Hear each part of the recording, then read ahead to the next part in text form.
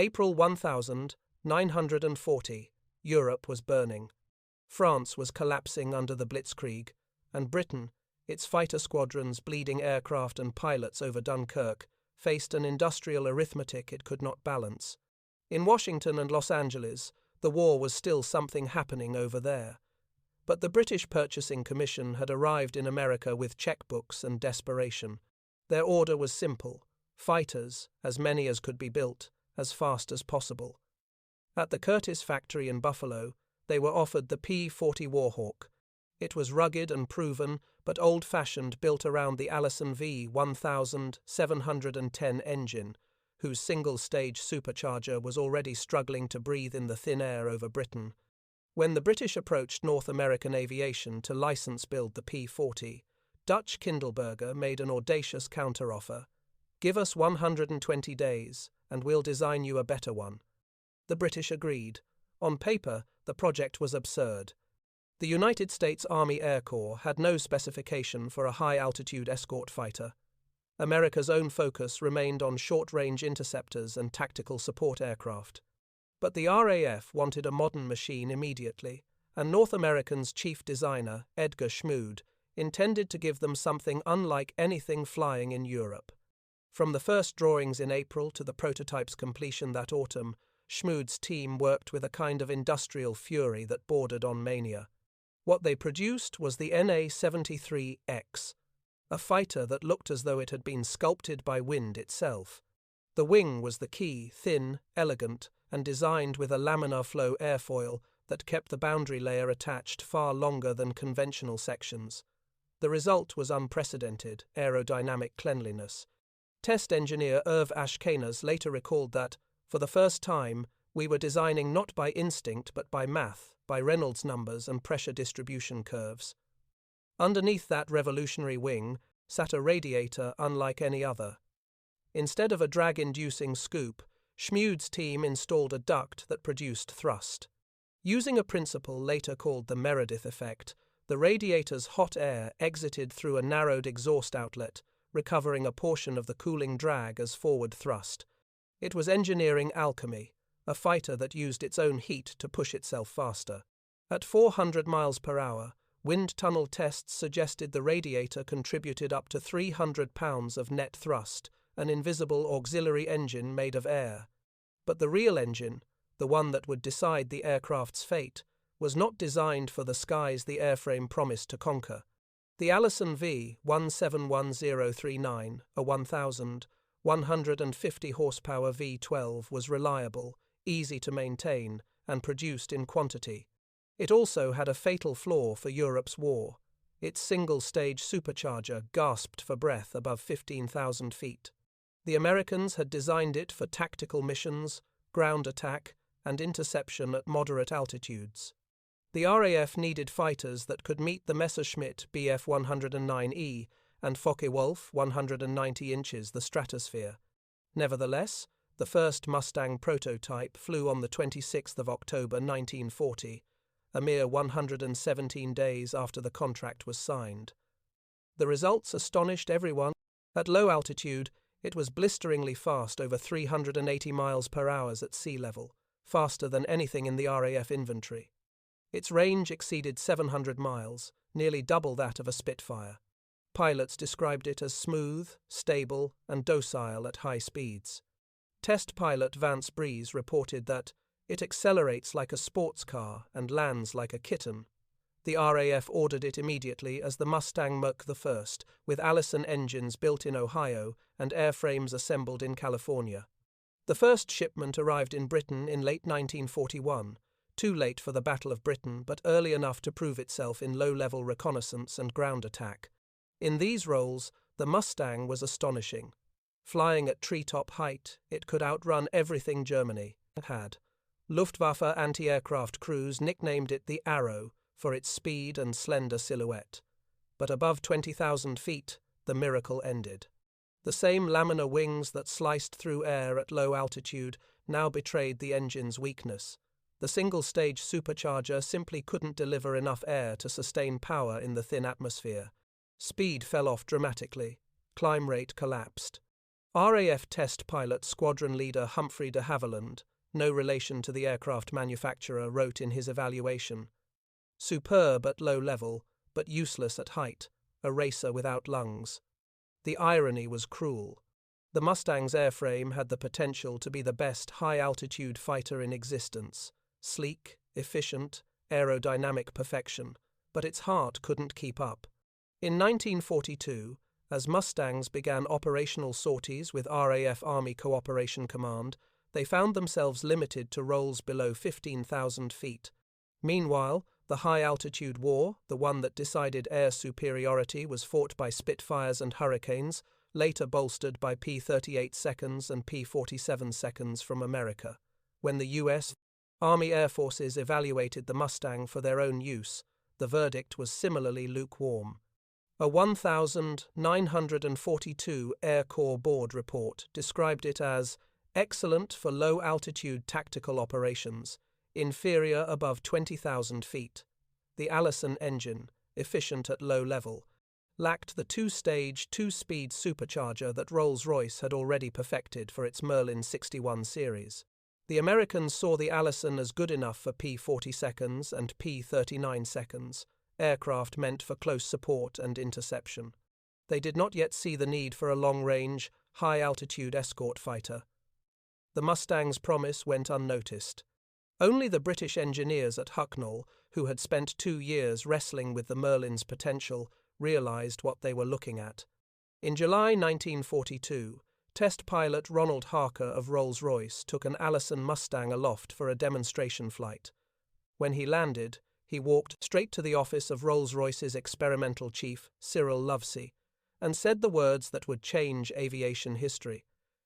"If this aircraft had a Merlin 61, it would be a world beater." At that moment, the Mustang's future was decided not in Washington, not at Wright Field, but in a quiet English airfield workshop. The RAF's rejected Allison fighter, dismissed by the Americans as a low-altitude specialist, was about to inherit the lungs of Britain's best engine. The irony ran deep. The Rolls-Royce Merlin, revered in Spitfires, Hurricanes, and Lancasters, had been politely declined for American fighters. Its two-stage, two-speed supercharger was complex, expensive, and required meticulous machining. American manufacturing philosophy favored simplicity and interchangeability. The Allison, though less powerful, could be built by the thousands, but as the RAF's war shifted from survival to offensive bombing over Germany, it became clear that altitude was life. Bombers flying at 25,000 feet needed escorts that could meet the Luftwaffe on equal terms. The P-47 seconds could reach the height but not the range. The P-38 seconds had range but not numbers. The Mustang, with its aerodynamics, could deliver both if only it could breathe. The next chapter of the war and of aviation history would begin when a British engineer bolted an engine America didn't ask for onto an airplane America didn't quite understand. The rejected engine and the underappreciated airframe were about to meet. What followed would turn the Mustang from a failed experiment into the symbol of Allied air power. The transformation began not with a new design, but with a simple act of mechanical heresy, removing the Allison from the Mustang's long, elegant nose and replacing it with a Merlin. August 1942. Hucknall Aerodrome, Nottinghamshire. The grey English sky hung low and damp, the kind of weather that made engineers check their instruments twice. Inside, a hangar converted into a makeshift laboratory, a group of Rolls-Royce mechanics worked around an American airframe that looked strangely familiar and yet foreign, the North American Mustang. Its nose had been stripped bare, Allison engine mounts removed, cooling ducts modified, cowlings hammered to fit. The mechanics called it simply the hybrid. It was about to become something far more significant, the first Mustang fitted with a Rolls-Royce Merlin engine. The idea had begun with a memo. On the 30th of April 1942, Ronald Harker, a Rolls-Royce test pilot and engineer, had flown an RAF Mustang 1 at low altitude.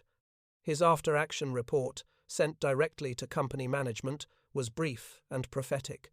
This aircraft with a Merlin 61 would be outstandingly good. It has a fine airframe, excellent performance below 15,000 feet, but the engine is holding it back. The Merlin 61, newly developed for the Spitfire Merc IX, was a masterpiece of British engineering, a 27-litre V12 with a two-stage, two-speed supercharger that maintained sea-level power well beyond 30,000 feet. It was heavy, complex, and maintenance-intensive, but it gave Spitfires and Mosquitoes the altitude performance that kept Britain alive. Harker's memo reached Cyril Lovesey, chief of Rolls-Royce's flight development, who saw both a challenge and an opportunity. If the Mustang's aerodynamics were as good as claimed, the Merlin could make it unstoppable. Within weeks, an experimental program was authorized at Hucknall. Rolls-Royce acquired 5 Mustang airframes from the RAF's allocation and designated them Mustang X, a name that hinted at both experimental and crossbreed. Engineering drawings were rushed from North American's Inglewood plant. The modifications were surgical but extensive. The Merlin's intercooler and supercharger assembly required entirely new ducting. The carburetor intake was moved to the port side. A new 4-bladed propeller replaced the Allison's 3-blade unit, and the cowling was lengthened by 6 inches to accommodate the Merlin's larger compressor stage. The radiator scoop, already a marvel of aerodynamics, remained, but its internal ducting was adjusted for higher pressure ratios. The first test aircraft, serial number AL963, rolled out in October 1942. Its appearance was ungainly, the graceful lines of the Mustang broken by hastily fitted cowlings and riveted access panels. But when test pilot Ronald Shepard strapped in on October 13th and pushed the throttle forward, the ungainliness vanished. The aircraft roared down the runway, its 4-blade propeller biting the air with a distinctive Merlin snarl. At 10,000 feet, Shepard reported, the new Mustang accelerated like nothing he had flown. At 20,000 feet, where the Allison version wheezed, it was still climbing at over 3,500 feet per minute. Level speed at 25,000 feet, 432 miles per hour, almost 70 faster than the original Mustang 1. The engineers on the ground checked the instruments twice. The numbers seemed impossible. But they were real. The Mustang had learned to breathe. Over the following weeks, Rolls-Royce test pilots methodically compared the Mustang X to contemporary Spitfires and P-38 Lightnings. The results were consistent. The Merlin-powered Mustang climbed faster, dived harder, and cruised farther than any single-seat fighter in British service.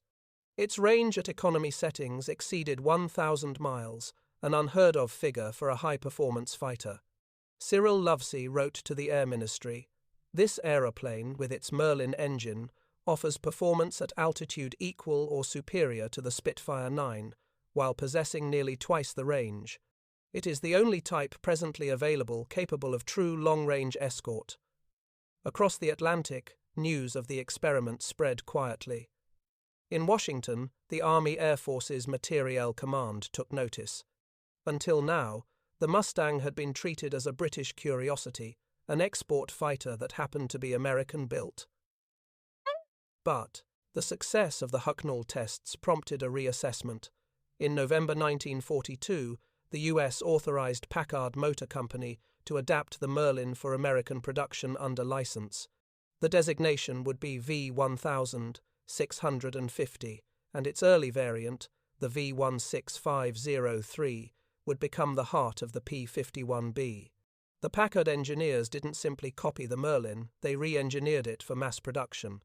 American machining standards differed, tolerances were adjusted, bearing materials changed, coolant channels redesigned for simplified casting. The result was slightly heavier but easier to service, with identical power output. Packard's Detroit plant began tooling up that winter, producing engines at a rate of 200 per month by mid-1943. Meanwhile, Rolls-Royce continued refining the Hucknall prototypes.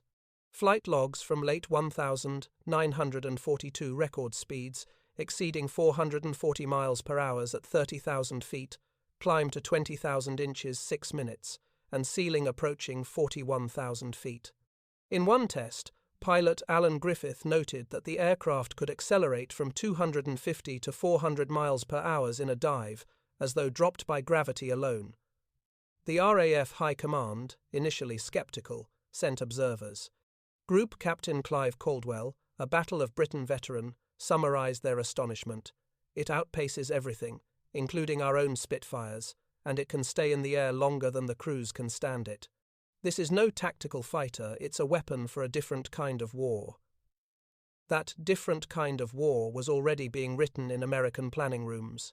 General Ira Eaker's 8th Air Force was preparing to strike deep into Germany, flying daylight bombing raids that demanded something the Allies didn't yet have: a fighter that could escort B-17 seconds and B-24 seconds all the way to Berlin and back.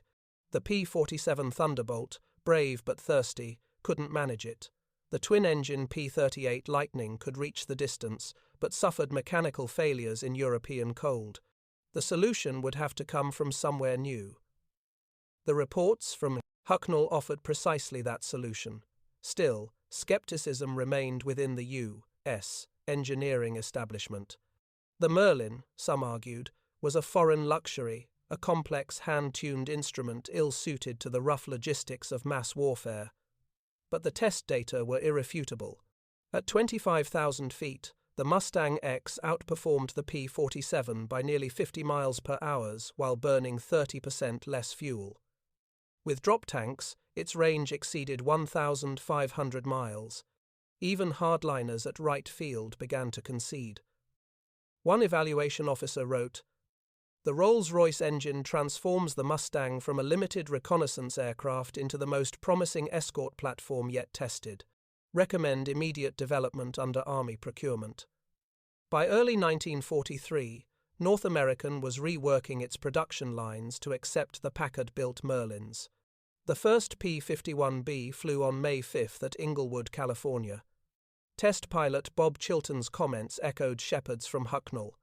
Allison version could barely reach 20,000 with spirit left. This one climbs through 30,000 like it's late for an appointment. The transformation was complete. The airplane America had dismissed, and the engine it had rejected, had fused into a weapon destined to change the air war. From the first Merlin prototype at Hucknall to the Detroit assembly lines, the partnership symbolized something rare, a perfect marriage of British precision and American production. In a single year, the Mustang had gone from forgotten export to the fastest, highest-flying, longest-legged fighter in the Allied arsenal. Soon, over the grey skies of Germany, bomber crews would look out their windows and see silver aircraft with shark-like noses keeping formation beside them, engines humming with a distinctly British note, and they would know they were going to make it home. The Mustang had learned to breathe, and in doing so, it had given the Allies a future. January 1943. Detroit, Michigan. The factory floor at the Packard Motor Car Company smelled of oil, coolant, and ambition. Once a maker of luxury automobiles for America's elite, Packard had become something very different, a precision engine works, building the most sophisticated piston engines in the world. The sign outside read simply, Packard Merlin 5th, 1650, Production Facility. Inside, an ocean of machinery clattered in unison as workers, men and women both, many of them new to industry, assembled a British masterpiece by the thousands. The Merlin had crossed the Atlantic not in crates, but as blueprints. Rolls-Royce engineers had packed nearly 20,000 technical drawings into wooden boxes, shipped aboard the Queen Elizabeth under guard, and handed over to Packard's engineers in late 1941. The agreement was formalized in September. Packard would produce the Merlin under license, retooled for American mass manufacture. This was no small task. Rolls-Royce engines were built almost like fine instruments, each by a small team, hand-fitted and balanced by craftsmen. Packard's engineers had to translate that artistry into a system. They redrew every tolerance in American standard units, converted Whitworth threads to SAE, and respecified hundreds of alloys to match US metallurgical standards. The goal wasn't to replicate the Merlin exactly, it was to make it buildable by the thousands. The result was the V-1650.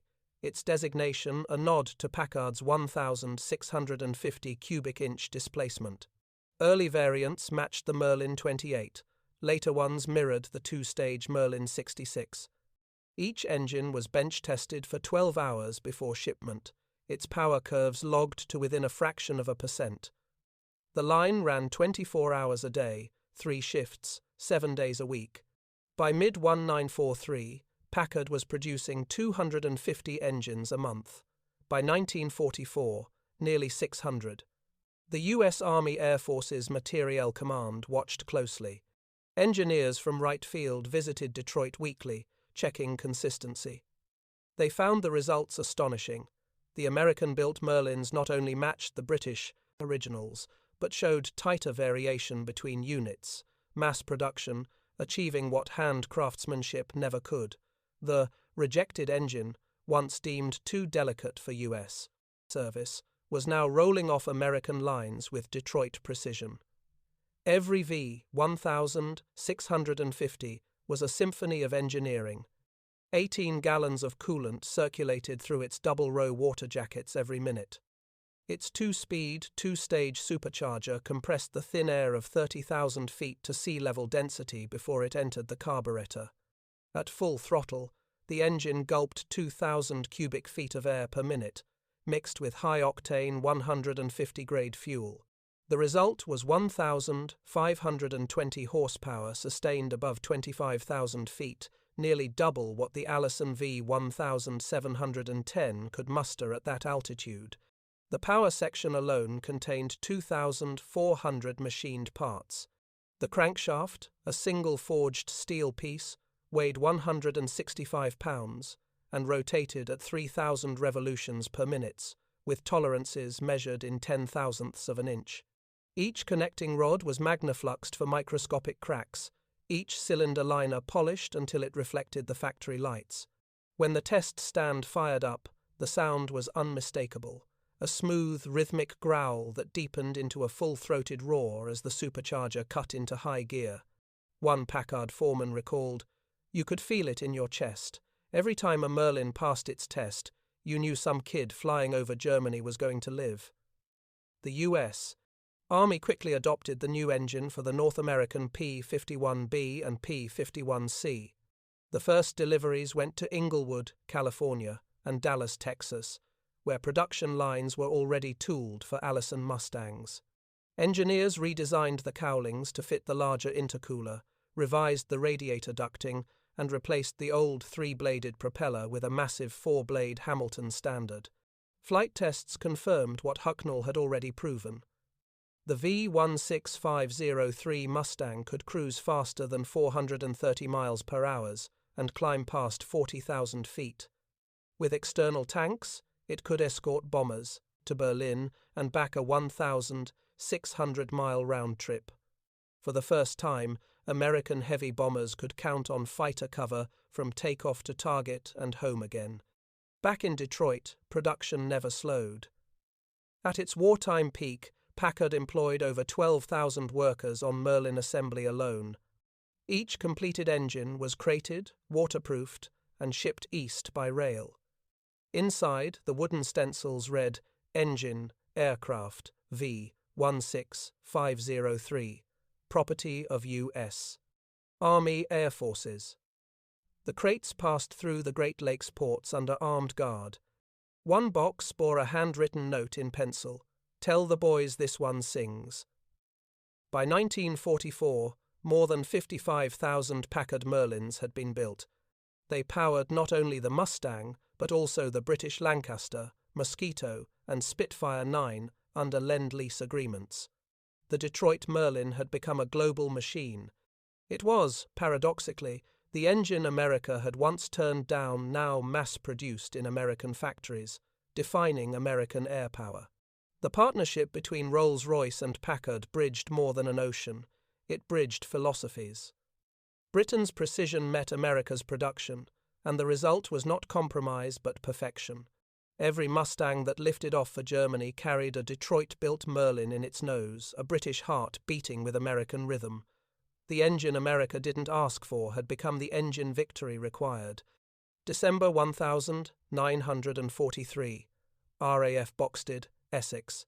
The sound that filled the airfield was unmistakable 12-cylinder music, not the flat drone of the Allison, but the deep, throaty harmony of the Packard-built Merlin V-1650. The first P-51Bs of the 354th Fighter Group, the Pioneers, had arrived in England, their olive-drab paint still smelling of the California sun. Nobody yet knew that these sleek, long-legged machines would change the air war over Europe. But the men who flew them would soon find out. The first missions were cautious.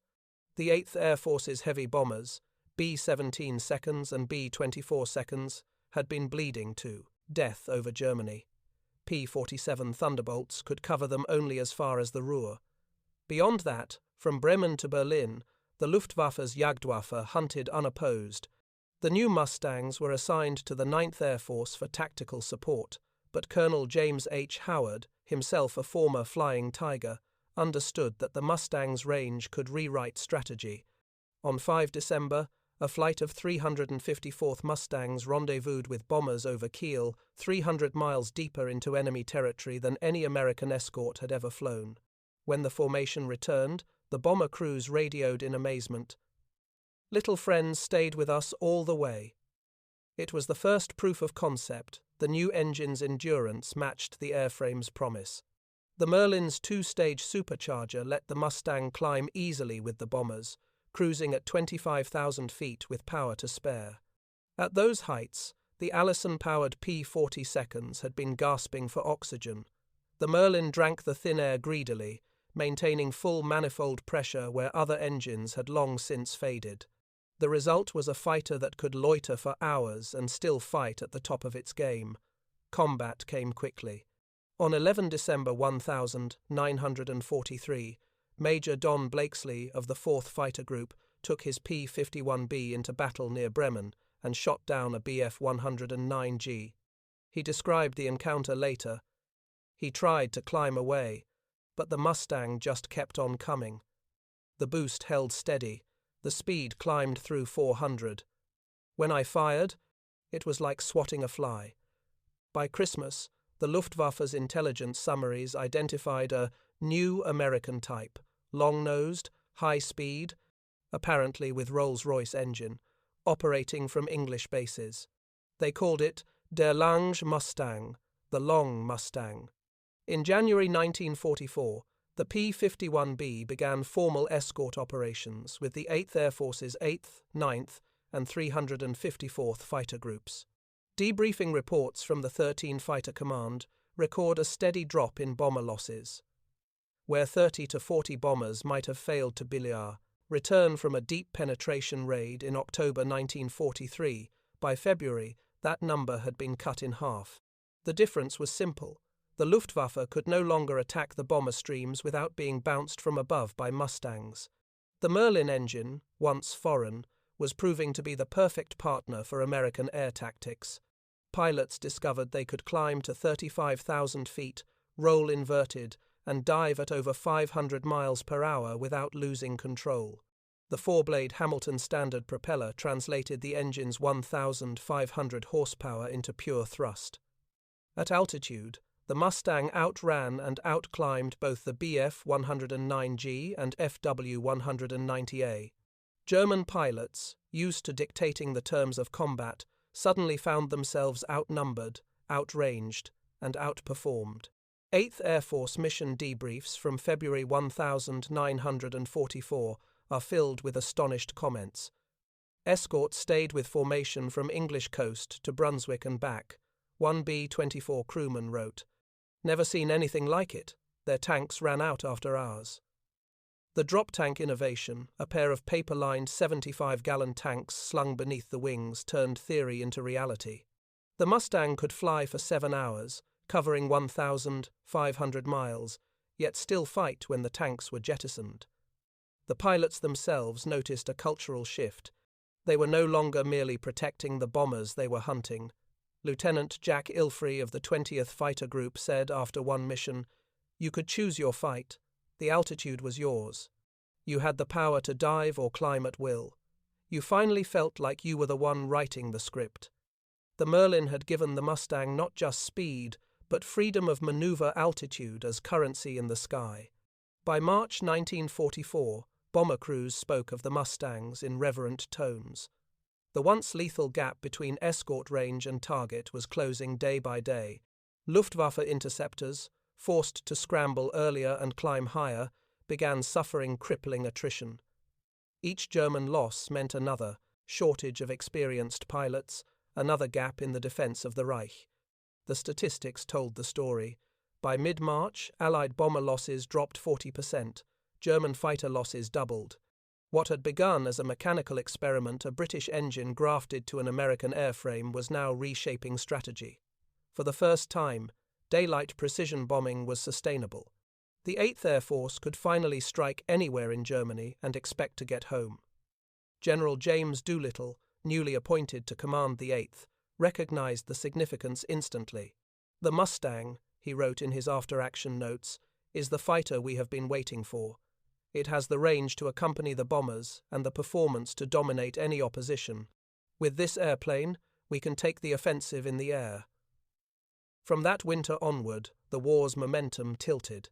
Every Merlin that left the Packard line in Detroit and found its way into a Mustang meant one more nail in the Luftwaffe's coffin. The engine America didn't ask for had now become its sharpest weapon. February 20th, 1944. England's winter skies hung low over the bomber bases scattered across East Anglia. In briefing rooms lined with maps and cigarette smoke, aircrew listened as mission orders were read aloud. Target, Leipzig. Altitude, 25,000 feet.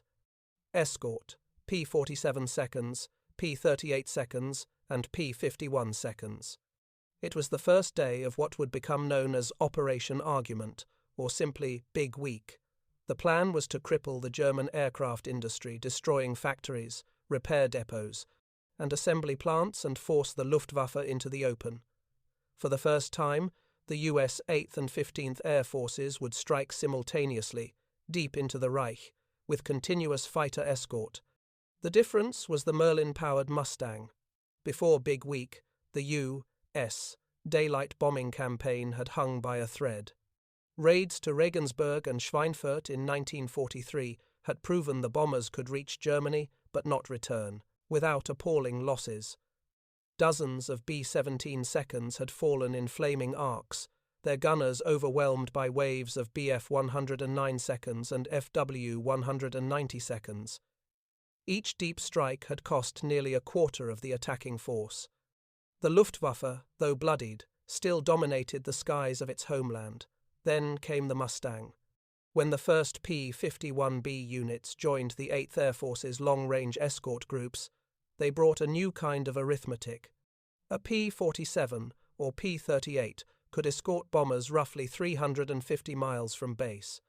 The Merlin Mustang, with two 108-gallon drop tanks, could fly more than 750 miles one way and still fight for 30 minutes over the target. Suddenly, the defensive umbrella of the Jagdwaffe, built around predictable American withdrawal points, collapsed. German interceptors now had to defend everywhere, all at once. As dawn broke on February 20th, the first formations climbed into the overcast. Hundreds of bombers droned eastward across the channel, silver wings glittering through cloud gaps. Above and around them swept the new Guardians, P-51, Bs from the 4th, 354th, and 357th Fighter Groups. Their Packard Merlins thrummed steadily at 36 inches of manifold pressure, each pilot nursing the engine for the hours ahead. The cockpit clocks ticked, the oxygen hissed softly through the masks. When they broke out of the weather over Germany, contrails streaked the sky like scars. At 24,000 feet near Brunswick, radar plots from the German 1st Fighter Division showed an unfamiliar pattern. The American bombers still escorted, even beyond the Ruhr. Colonel Hubert Zemke of the 56th Fighter Group, flying his own P-51 temporarily for evaluation, radioed in astonishment. "We're still with them. My God, we're over Leipzig." The Luftwaffe scrambled everything. More than 500 fighters, 109 seconds from JG-11 and JG-54, 190 seconds from JG-26, rose to meet the bombers. For the first time, they found American fighters already at altitude, waiting. The Mustangs attacked from above, diving through the prison of Lark, intercepting formations with blistering speed. Pilots described the engagement as chaos at the edge of the stratosphere, contrails twisting, tracers arcing, vapor trails flashing in sunlight. The Merlin's two-stage supercharger kept power steady through the thin air. The Mustangs could fight where the German engines began to choke. Major James H. Howard, leading a mixed flight, later said, "We met them head-on, nose high, still climbing. They weren't used to that. You could see the confusion they expected us to peel away."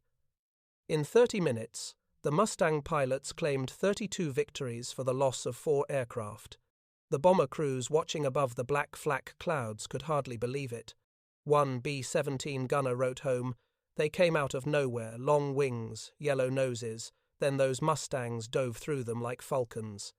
For once, the fighters saved us." Over the next 6 days, the 8th and 15th Air Forces struck at Regensburg, Schweinfurt, Augsburg, and Stuttgart. The Luftwaffe rose to meet them again, and every time, the Mustangs followed them home. With the new free hunt policy authorized by General Jimmy Doolittle, the Mustangs no longer had to stay glued to the bomber boxes. Once the bombers were safe near the target, the escorts were ordered to break formation, climb above, and sweep ahead hunting German fighters before they could form up. It was a doctrine the Luftwaffe couldn't counter. Their airfields became death traps. Mustangs waited for them on the climb out and caught them as they descended low on fuel. By the end of Big Week, the German aircraft industry was in ruins. Factories at Gotha, Leipzig, and Regensburg hit hard, but the real destruction came in the air. The Luftwaffe lost over 350 veteran fighter pilots in 7 days, including many of the pre-war experten who had survived since Poland and France. It was a wound that could not be healed. German replacement pilots were arriving at the front with people-toes. Barely 100 hours of total flying time. American Mustang pilots were now veterans of 10 or more long-range missions. Captured German reports, later translated by Allied intelligence, reflected the despair. One Jagdgeschwader commander wrote, "Enemy single-seat fighters now accompany bombers to every objective. There is no place of safety. Losses are unsustainable." Another, from JG-11, lamented, "Our aircraft cannot match the altitude or endurance of the new American type. Their numbers multiply faster than we can shoot them down." For the 8th Air Force, Big Week marked a turning point, not just in the air war, but in doctrine itself. The combination of strategic bombing and long-range escort made possible by the Merlin Mustang proved that the daylight offensive could break Germany from above. The numbers tell the truth. Bomber losses dropped by 35% between January and March, 1,944, while German fighter losses doubled. The Luftwaffe was dying not just from combat but from exhaustion, forced to fight every day, everywhere, against an enemy who could afford to fly, lose, and replace. After Big Week, Allied commanders knew victory was only a matter of time. In a post-operation memo, General Karl Spaatz wrote, "The Mustang has given us the air. What remains is to use it." The Merlin engine, once a foreign import, had transformed American air power from defensive to dominant.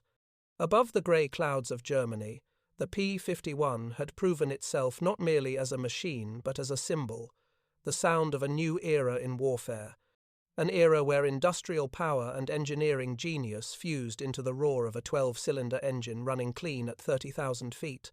The Luftwaffe would never recover. Big Week broke its spine, and the Merlin Mustang had done the breaking. March 1944. The winter skies over Europe were thinning into the pale light of early spring, and the 8th Air Force was preparing for its boldest challenge. Yet the deep escort missions to Berlin itself, the very heart of the Reich. It was a city ringed with flak towers and fighter bases, the Luftwaffe's most jealously guarded domain. For a year, the bomber crews had whispered about it like a curse, the Big B. Few had dared it, none had reached it, and returned without terrible cost. Now, at last, the Mustang made it possible. On March 4, 1944, that possibility became a plan. Orders went out to the 4th, 354th, and 357th Fighter Groups. Escort the 8th Air Force's bomber streams all the way to Berlin. Each Mustang would carry two 108-gallon paper drop tanks filled with high-octane fuel. The tanks were fragile, easily punctured by flak or tracer fire, but they gave the fighters a round-trip range exceeding 1,600 miles, the longest combat mission yet attempted by any single-engine aircraft. At dawn, the crews assembled in briefing rooms still fogged with cigarette smoke. The airmen knew the stakes. The target was not just industrial, it was symbolic. Berlin meant Goering, the Luftwaffe, and the myth of German air supremacy. If American fighters could reach Berlin and sweep its skies clean, the Reich's illusion of control would be shattered. "Gentlemen," the intelligence officer told them, tapping the map, "you're going to the lion's den." A murmur swept through the pilots. The word passed down the line, "We're going to Berlin." As the sun rose over East Anglia, hundreds of engines came alive. The Mustang's deep Merlin growl echoed across the dispersal fields, as crews in fleece-lined flight suits strapped in, oxygen masks dangling, gloved hands tightening on throttles. The aircraft rolled forward one by one, their long wings flexing under full tanks. As they lifted off into the dawn, the Merlin's song became a chorus, 1,000 horsepower multiplied by hundreds of machines. By the time the bomber stream reached the Dutch coast, the Mustangs were already climbing high above them, their vapor trails sharp and white against the blue. Over the North Sea, contrails spread into ribbons, weaving together in a pattern only the men beneath them could read. Little friends, the bomber crews called them, their escorts who seemed to appear whenever the enemy closed in. At 24,000 feet near Hanover, radar plots in Germany's fighter control center went wild. "Achtung! Mustang fighters with bombers heading Berlin." The Jagdwaffe scrambled in panic. From bases at Wunstorf, Jüterbog, and Parchim, waves of Bf 109Gs and Fo 190 as clawed into the sky. But something had changed since the autumn. The Luftwaffe's veterans were gone, and in their place came boys barely trained, flying machines that were barely maintained. Many never reached altitude before the fight found them. Captain Don Gentile, the Italian-American from the 4th Fighter Group, led one of the first Mustang flights to engage over Berlin's outskirts. He spotted a gaggle of 109 seconds forming for a climb and rolled inverted, diving from 28,000 feet.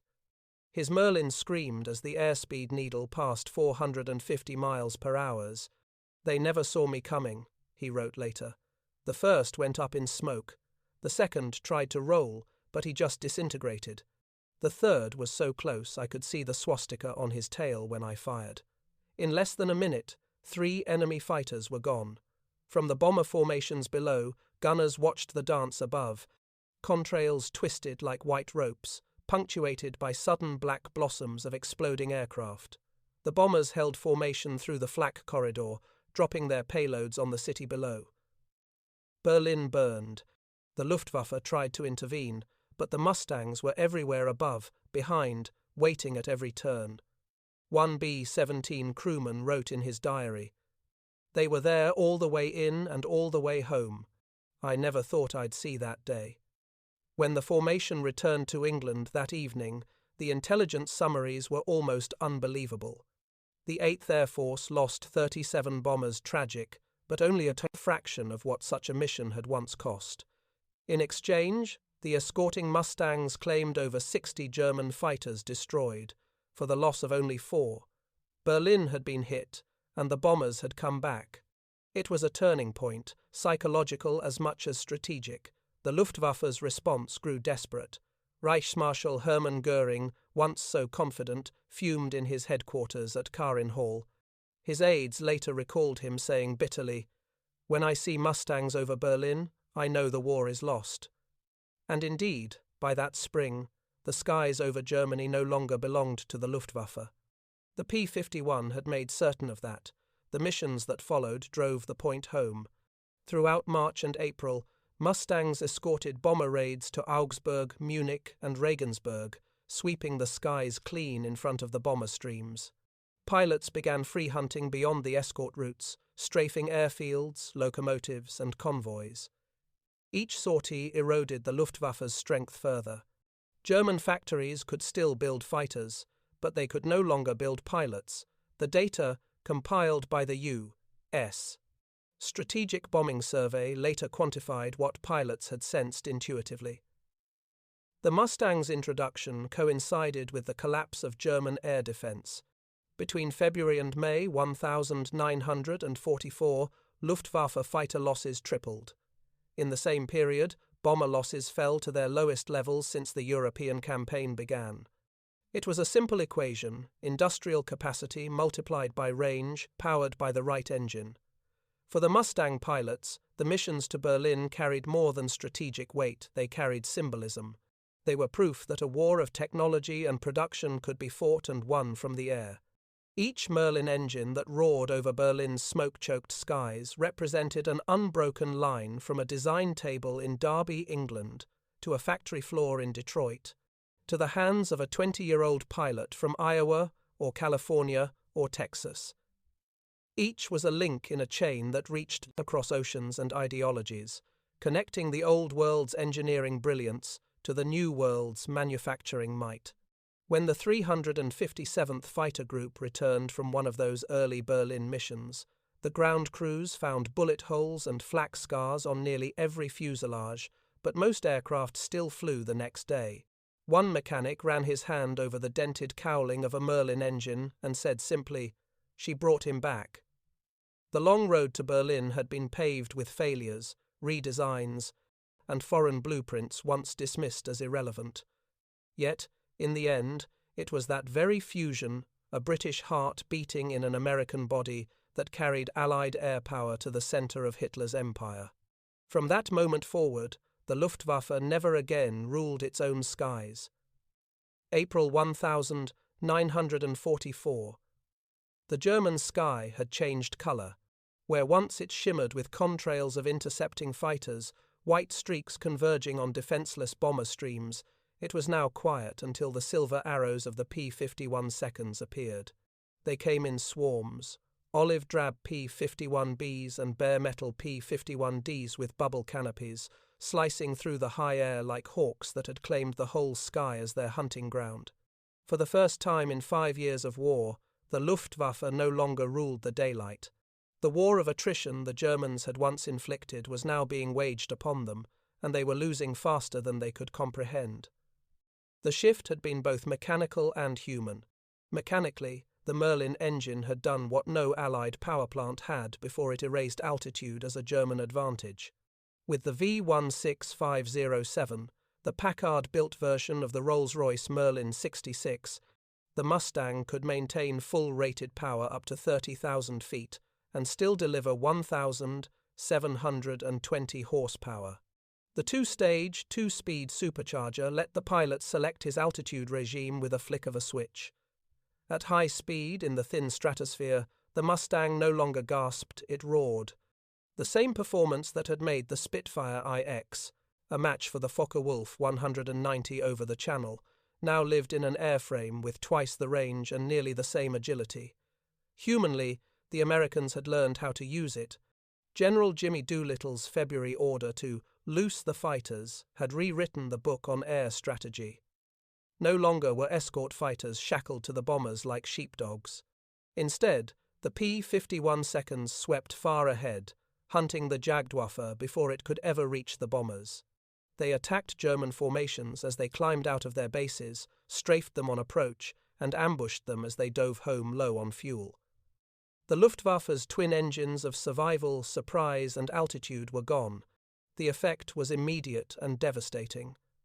By late April, Jagdgeschwader 26, once the terror of the Channel front, was losing half its aircraft every month. Veteran Gruppenkommandeurs were replaced by boys barely out of flight school, many with less than 80 total flying hours. Allied intelligence intercepts recorded their desperation. One pilot wrote in his diary, later captured near Rhine, "The American fighters are always above us, always faster, always more. There is no maneuver that saves you. The Merlin Mustang made those words true. With its laminar-flow wing and immense fuel capacity, it could climb to 35,000 feet and dive to the deck in seconds. Pilots called it the vertical fighter. They fought not in circles, as Spitfires and 109 seconds had, but in spirals, climbing, rolling, diving, and climbing again, using the engine's relentless thrust to convert potential into speed and back again. The Luftwaffe's classic turning duels no longer mattered. The Mustang dictated the terms of every fight. Captain Don Gentile and his wingman John Godfrey of the 4th Fighter Group became the faces of this new supremacy. Flying their Merlin-powered P-51B's Shangri-La and Reggie's Reply, they tore through Germany's air defences in a string of missions that became legend. On the 8th of April 1944, Gentile scored 5 victories in a single day, gunning down foe W-190 as they tried to form up below him. When he returned to base, his aircraft was filmed taxiing in, the nose streaked with exhaust and gunpowder. The footage ran in theaters back home. America saw what air dominance looked like. The statistics told the same story. Between March and June 1944, the Luftwaffe lost 2,262 fighters destroyed and 1,144 damaged beyond repair. In those same 4 months, the U.S. 8th and 9th Air Forces lost just 352 escort fighters in combat. The kill ratio was staggering, better than 6-1. The Luftwaffe still produced aircraft by the thousands, but had no pilots left capable of flying them effectively. Replacement pilots, rushed through 12-week programs, died in their first week of combat. The Mustang, mass-produced, reliable, and merciless, was devouring the last remnants of German air power. Berlin's skies were no longer its own. So great was the Allied reach that by early May, Mustangs were flying from English bases to Czechoslovakia and back, strafing airfields near Prague and Vienna. Pilots of the 352nd Fighter Group reported intercepting trains and convoys deep in Bavaria. The Luftwaffe's once feared defense of the Reich units were shredded on their own runways. A captured report from General Adolf Galland's staff read bluntly, "Our defensive system has ceased to function. Enemy fighters are attacking before our formations can assemble." Back in England, new P-51Ds began arriving, the final refinement of the design. The D model's bubble canopy gave pilots 360-degree visibility, while its 6 50-caliber Brownings offered nearly 2,000 rounds of combined fire. The Packard Merlin V-16507 powered it to 437 miles per hour at 25,000 feet, making it faster than anything the Germans could field. It was the culmination of two nations' genius. A British engine built by American hands, mated to an American airframe whose wing design had been tested in NACA, wind tunnels. The Mustang D was the proof that industrial cooperation could create a weapon of elegance and inevitability. By June 1944, as Allied invasion forces massed along the English coast, the air over northern France was already lost to Germany. Daily sweeps by Mustangs, Thunderbolts and Typhoons annihilated any Luftwaffe attempt to reconnoiter or strike the Channel. When D-Day came, the German fighter arm barely appeared. The few that did Bf-109Gs of JG-2 and JG-26 were met by roving Mustangs above the beaches and destroyed before they could attack the landing craft. General Eisenhower's headquarters later estimated that Allied air supremacy reduced German air intervention to less than 5% of its planned strength. That margin won in the air over Germany in spring 1944 was the difference between invasion and disaster.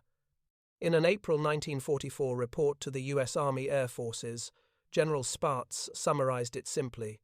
The P-51 has achieved that which has eluded air power since its invention, the ability to project control of the air wherever desired. The Merlin engine that America had once overlooked was now the beating heart of that control.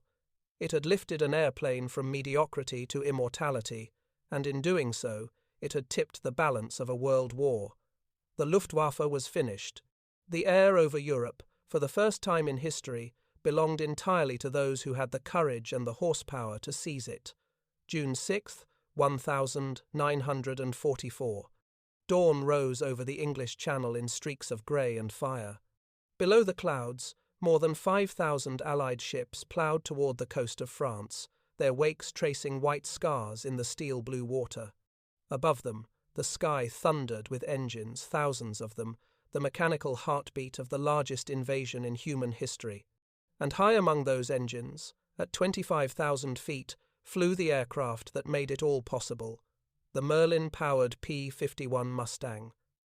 For the soldiers crossing the Channel that morning, air supremacy was so complete it felt like nature itself. No German bombers came to strike the beaches, no Messerschmitts dived on the landing craft. The Luftwaffe, once the terror of Europe, was absent. The skies over Normandy belonged wholly to the Allies, and that was no accident. It had been earned in blood and aluminum, in the factories of Detroit and the foundries of Derby, in every dogfight that had burned across the cold air over Germany. The months leading up to D-Day had turned the Mustang from long-range escort to airborne executioner. The 8th and 9th Air Force's fighter groups, 4th, 56th, 78th, 352nd, 357th, 361st, and others spent the spring of 1944 sweeping the skies clean. Their orders were no longer limited to protecting bombers. Instead, they were to destroy the Luftwaffe wherever it could be found. Every morning, Mustang squadrons crossed the Channel at first light and roamed deep into occupied France and Belgium. They strafed rail yards, shot up convoys, and annihilated any German aircraft they could find warming up on grass strips. The Packard-built Merlin engines thrummed endlessly. Pilots learned to fly them by sound, the steady drone of 2,700 revolutions per minute in cruise, the rising snarl when the supercharger kicked into high gear at 18,000 feet. They called it the switch, that deep metallic growl when the second impeller stage bit the air. To men who lived and died by that sound, it was more than an engine, it was life itself. By May, the Luftwaffe's attempt to resist had collapsed. Intelligence reports compiled from captured German records and pilot interrogations confirmed what Allied airmen already knew. The Luftwaffe was fighting on fumes. The new pilots sent to the Western Front averaged just 110 total flight hours. Most had never fired their weapons in practice. The few surviving veterans of 1940 and 1941 were scattered, exhausted, and outnumbered 10-1. In the words of Oberst Johannes Steinhoff, who commanded JG-77, "We could no longer attack. We could only die with dignity." The Mustang squadrons gave them no rest. On June 5th, the day before the invasion, flights of P-51 seconds crisscrossed northern France in 20-minute intervals, hunting anything that moved. Rail lines were shredded, bridges cratered, truck convoys burned to husks. One German officer, trapped near Caen, described the air attacks as continuous. Mechanical death, the engines never stop. Allied planning documents for Operation Overlord later noted that in the 72 hours before the landings, Mustang and Thunderbolt strikes destroyed or immobilized 80% of all rail traffic north of the Seine. German reinforcements could not move by day. Even at night, they risked being found and obliterated by patrols returning from escort missions. At dawn, on June 6th, 1,800 Allied fighters filled the sky over Normandy. The 354th and 352nd groups orbited the beaches, their P-51Bs and newly arrived P-51Ds forming layered patrols from 5,000 to 25,000 feet. Below them, Typhoons and P-47 seconds swept the hedgerows. The Luftwaffe launched barely 100 fighters in total that day, mostly Bf-109Gs and Folev-190, as from JG-2 and JG-26. Most never reached the beaches. The Mustangs intercepted them before they even saw the Channel. The 4th Fighter Group's combat reports recorded 24 confirmed kills before noon, for the loss of one aircraft. Captain Jim Goodson of the 4th FG described the scene from 20,000 feet. You could see the whole invasion below, tracers, smoke, ships, the coastline on fire. Then the radar calls came. Bandits over Argentan. We dropped tanks and went after them. The Merlins just sang. It was like diving through history itself. Goodson's squadron intercepted a dozen 109 seconds trying to climb into the melee. In less than 5 minutes, all were gone. The sky above the beaches remained Allied property. Below, soldiers and sailors fought their own desperate battle, unaware that their survival depended on the men overhead and the engines that carried them. As the invasion progressed, the Mustang adapted again. The long-range escort became a fighter bomber, trading auxiliary tanks for bombs or rockets. P-51Ds from the 354th Fighter Group began carrying 2 500-pound bombs under the wings, flying ground attack sorties as far as Chartres and Le Mans.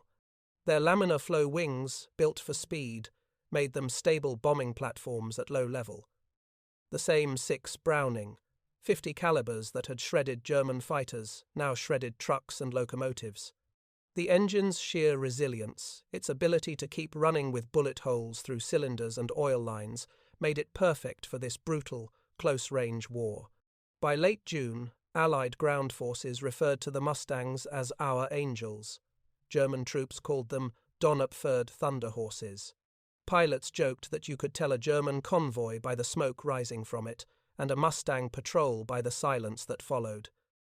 The Luftwaffe's few remaining fighter groups in France were annihilated piecemeal. JG-26, once the elite Abbeville boys, ceased to exist as an effective unit by July. Its surviving pilots either fled east or surrendered on their own airfields. The numbers were staggering.